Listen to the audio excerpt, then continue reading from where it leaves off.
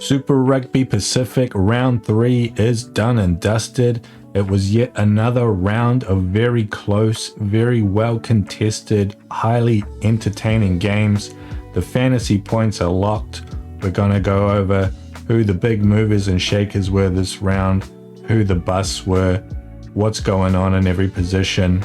But first, quick review of how my team went this round. Wasn't so great. Little bit disappointed, but it was better than last week. You can see I really doubled down here on Chiefs and Reds players. Some of them paid off. Tupaia doing pretty well. Chiefs, they scored a lot of points that game. A lot of Chiefs players doing really well that last round.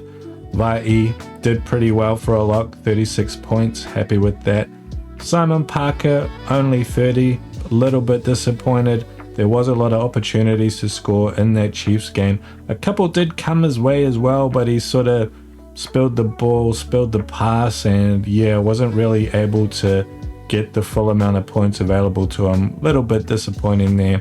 And with the Reds, I'm really disappointed with my Reds players. I had high expectations of them, especially Dalgunu. But the way that Force versus Reds game panned out, it was very close. It wasn't high scoring. I think it was 24-28. The mistake there wasn't so much the picks as that game. It just did not go the way I thought. I thought the Reds, might blow them off the park or at least put a decent score on them, but it didn't happen, and it's reflected in these scores here.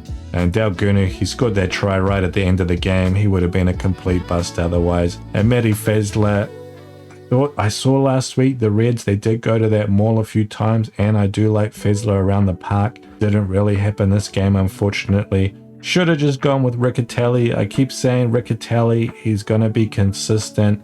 He's always got a shot at those mall tries with the way the Blues plays. Should have stuck to my guns on that one, but lesson learned. We'll get him next week. Otherwise, pretty happy with my front row. Tom Robertson here got a mountain of points. He just gets a mountain of scrum points this game, along with Marley Pierce, just because the Reds, they spilled the ball so much. That resulted in a lot of scrum feeds for the Force. That was a huge source of points for those Force front rowers. Angus Bell, 28 points, a lot less than Robertson's 47, but still very good score for a prop. Most of it coming from those tackle busts, which he does week in and week out. So pretty happy with him. Probably will be using him again in future. And otherwise, Taumoi Falau, big expectations there. Little bit of a bust. Ball just didn't go his way that game. It went to the other wing out to Solomon Alai-Malo. They did use Taumoi Falau a few times as like a runner off a set piece attack plays. Didn't really work out either. He's an athlete, but he's that kind of long legs, lanky guy. He doesn't have the broad frame, so he isn't really just going to bash through in traffic, unfortunately, but we'll see if they stick to that. Now, if we take a broader view of what's been going on in the round across all teams in position, we can see the big mover this round was Ardie Savea, 83 points, the highest points scored by anybody. And yeah, you can see, I mean, he was a giant that game. He got himself a try from a high ball of all things. Don't think I've ever seen Ardie do that before. But just plus 20 from these turnovers. He got 5 turnovers in that game. He had got no turnovers before this round, not against the Reds, not against the Force. I don't know what it is about this Highlanders game, but yeah, he just got a mountain of turnovers, and that really turned him into an absolute beast. I had actually written him off for this round. I've been saying that I think Ardie, he will be a consistent pick in the back row, but it's probably pretty rare that he's going to be in those higher echelons for the position. But he proved me wrong this week. I thought that because he's playing in a weaker team, that would hold him back a bit. That would reduce his points prospect, but maybe not. Maybe I'm wrong. 75% of people are picking him, so it really hurt me not to have him this week because obviously my back rowers didn't do as well. So I'm not convinced that he is going to keep scoring at this clip. I mean, we have to wait and see, but yeah, not sure what to make of this one yet. And just in general, looking at this whole like top 15 here, It's a bit of a mix this week compared to previous weeks. It's not just a bunch of back three. We got a few midfielders in here. We got a couple of halfbacks as well. Josh Jacobs there, an actual fly half, which is surprising. He beat Mackenzie on points, even though he doesn't get to kick the goals, though Mackenzie did go off in the last 10 minutes of that game. Mark Talea, he's put himself back on the radar. We know that he can be a fantasy beast. He just seems to slip through a million tackles. He got all these points from about 2 runs. Even though he got a try, it wasn't really a game for the backs, but he's one to keep in mind if the Blues do come right. Your couple of halfbacks are McDermott and Hasty. McDermott, when Liner went off, he sort of took on a bit more responsibility in this game. Really started sniping a lot around the ruck like he used to do back in the day when he first showed up on the scene. Really paid off for him. Line breaks, try assists, really impressive from him, and that does sort of put him on the radar as a halfback pick. I mean, we saw Roygaard this week, only got 23 points. Pretty tough game to score a lot of points in. That Blues versus Canes game, it was very sort of a lot of penalties, a lot of set piece. So yeah, not really an open running game where you would expect them to do that well. But look, I mean, we need to know, like, when these games happen, he's not always going to be a lock. He's not always going to be your number one pick. So we got to look at these other halfbacks and keep them in mind. The only other thing to note here really is that a lot of players in this list, it's Chiefs and it's Brumbies. I mean, Corey Toole, Mackenzie Leonard-Brown, Tapai's there as well. Like, it makes sense because that was the highest scoring fixture of the round, 49 plays, 34, and that kind of validates our whole game plan revolving around identifying those matchups where points are being scored and choosing the players from them. Another interesting thing to note as well is that for the Chiefs, it's actually the midfielders, Tupaia and Leonard-Brown, who sort of scored all the fantasy points. Those points, they did not go to the wings.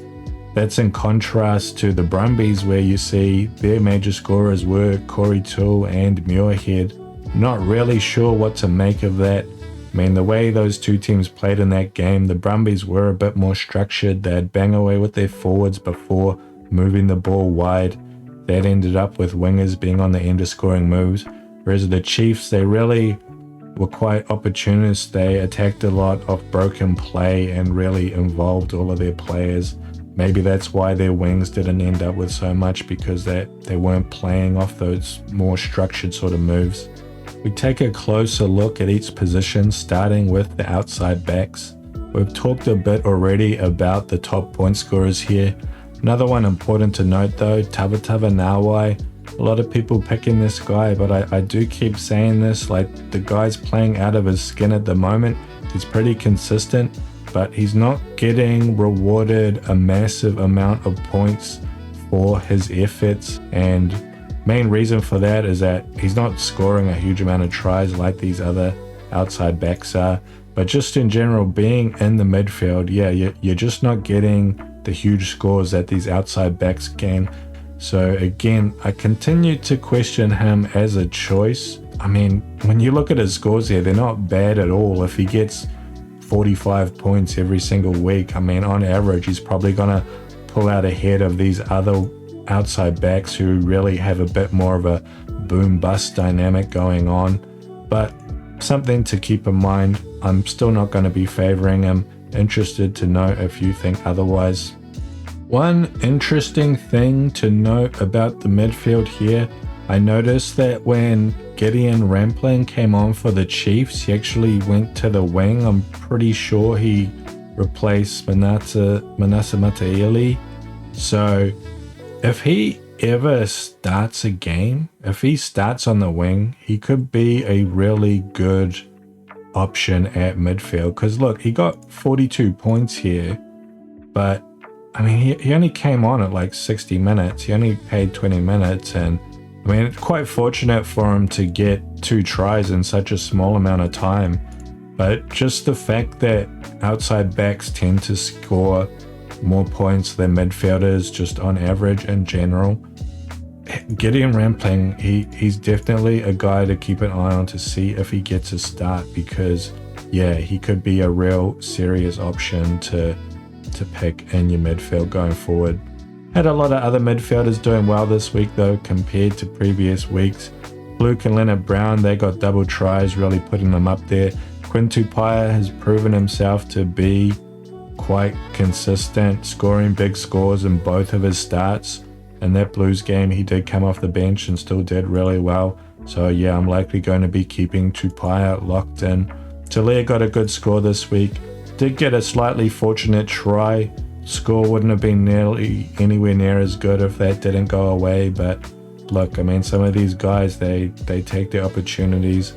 Ikitau, pretty decent as well, 39 points. Again, that Chiefs versus Brumbies game, it produced a lot of points, a lot of try assists there for Ikitau, so don't know if that puts him on my radar. I mean, we'll have to wait and see.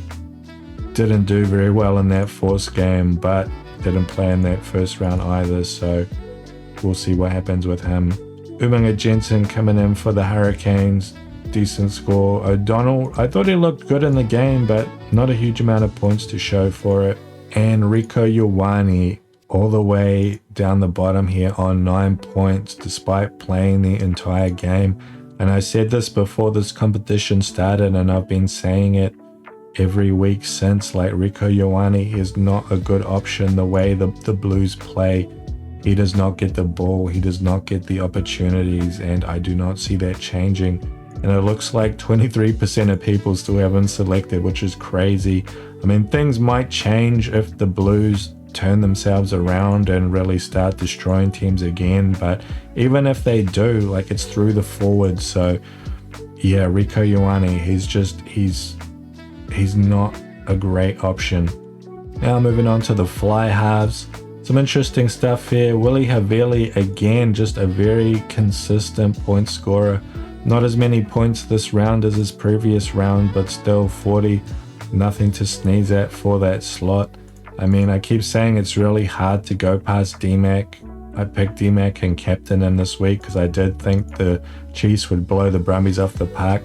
They didn't exactly blow them away because the Brumbies, they stayed in a fight, but still a lot of points were scored.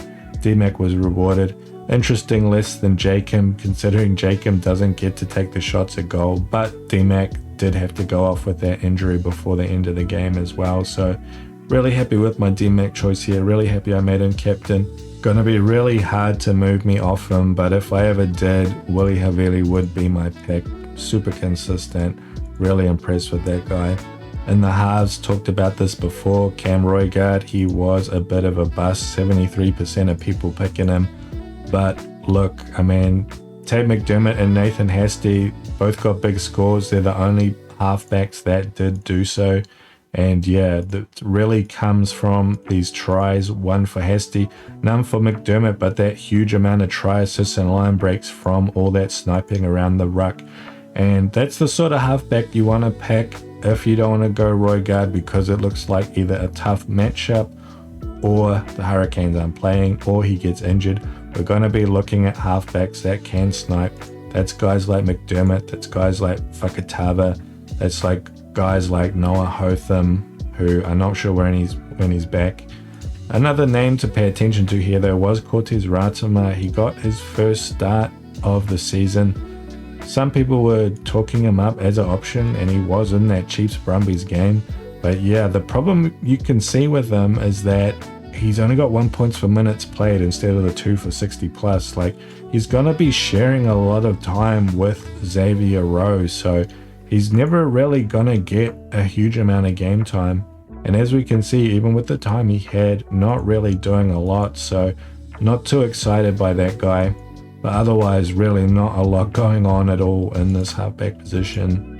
In the Loosies, things do get more interesting. Already talked about Adi Sevilla and his huge score. Carlo Tizzano, again, proving to be very consistent. Again, getting a double in terms of tries.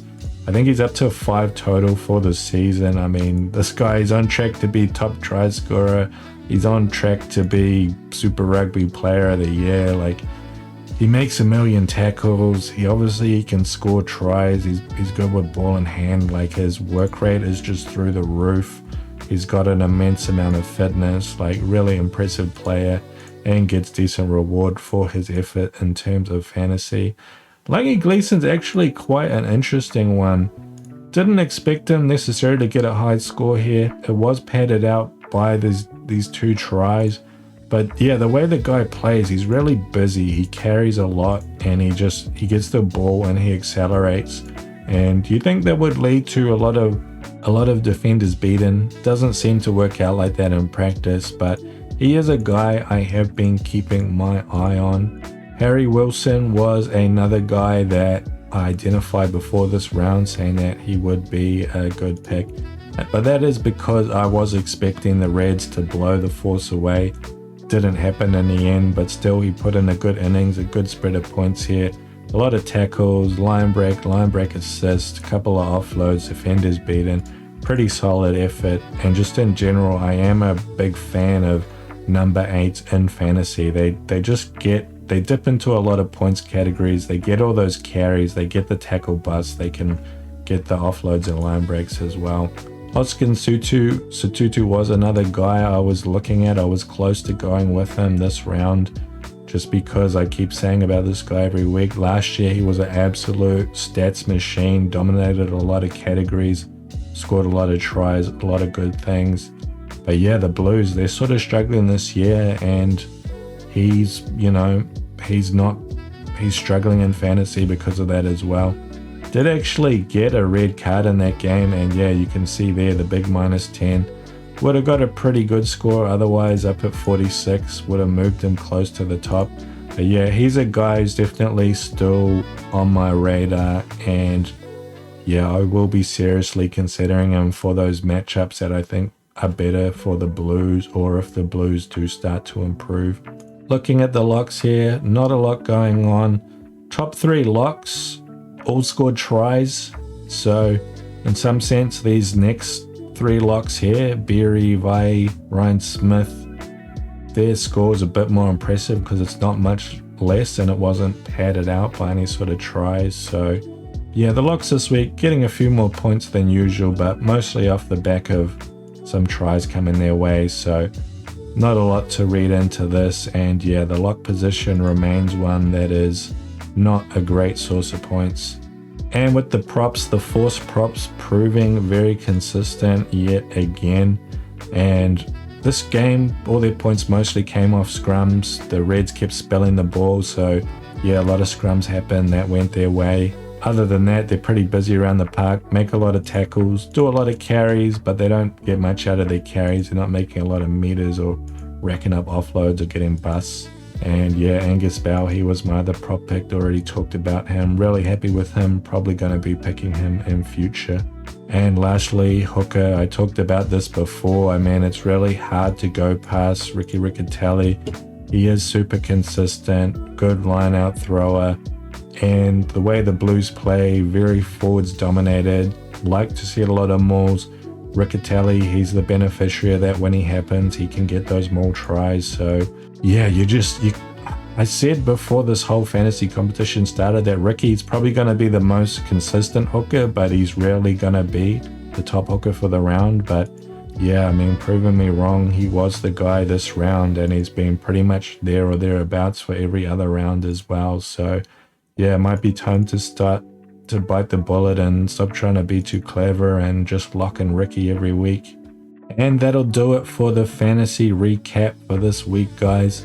In a couple of days, Wednesday or Thursday, when the team lists come out, I will be doing another preview, seeing who's starting, seeing what the good options are going to be, having a look at the fixtures and trying to identify where all the points are going to be scored. So make sure you keep an eye out for that video, and I will see you then.